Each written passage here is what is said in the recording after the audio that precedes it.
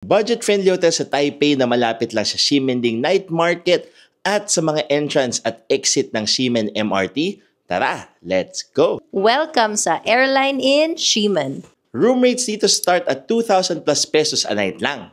May 7-Eleven at kainan sa baba. A few meters away lang sa exit 2 ng Ximen Station.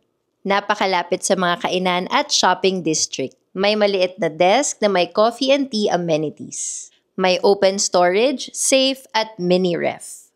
Mukha siyang maliit pero spacious enough para sa twin stroller namin at iba pang gamit.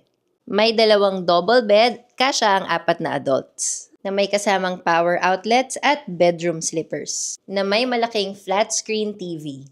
Welcome sa bathroom. May mirror, sink, glasses, pero kailangan nyo magdala ng sarili nyong toothbrush, toothpaste, at iba pa.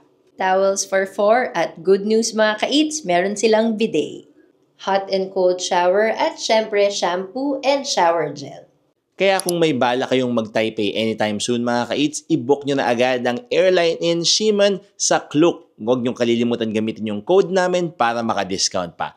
For more travel and food recommendations, make sure to follow us, Eatsplorations. Maraming salamat sa panonood mga kids. Until next time, bye-bye!